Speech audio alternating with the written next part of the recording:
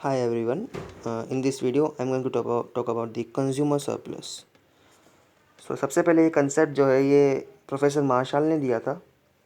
तो इसको जानने से पहले एक चीज़ मैं आपको बताता हूँ, वो ये है कि द एक्सेस सेटिस्फैक्शन और द यूटिलिटी, जो मैंने यहाँ लिख रखा है, द एक्सेस सेटिस्फैक्शन और utility that a consumer can enjoy from the purchase of a thing when the price that actually pays is less than the price he was willing to pay for it.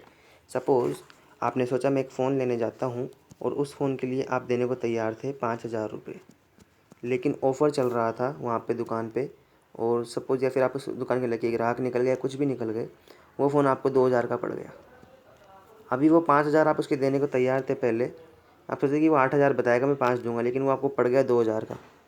इस time पे जो आपको satisfaction मिला है उसे ही हम बोलते हैं कंज्यूमर सरप्लस।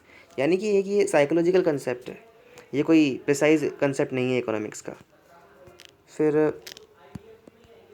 सेकंड थिंग, ये जो इसकी एक्चुअल डेफिनेशन है वो क्या है, ये प्रीलिम्स के हिसाब से इंपॉर्टेंट है। That it is the difference between individual demand price and the market price.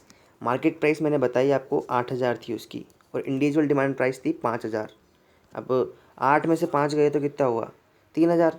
अब वो जो 3,000 आए वो आपकी क्या हो गई, कंज्यूमर सेटिस्फैक्शन, और let's say the consumer surplus.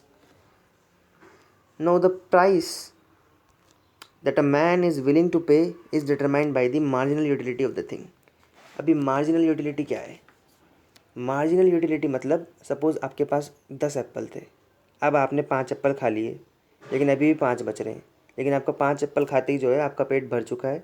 अब जो वो बचे हुए 5 हैं उनकी यूटिलिटी जो है कम हो जाएगी आपके लिए, या तो आपका मन नहीं होगा उनको खाने का, और मन नहीं होगा तो फिर वो सड़ जाएंगे, आप सोचेंगे मैं किसी और को दे दूँ ये, इसलिए उनकी यूटिलिटी जो है वो कम हो जाएगी आपके लिए। तो इसे ही कंसेप्ट को बोलते हैं मार्जिनल यूटिलिटी।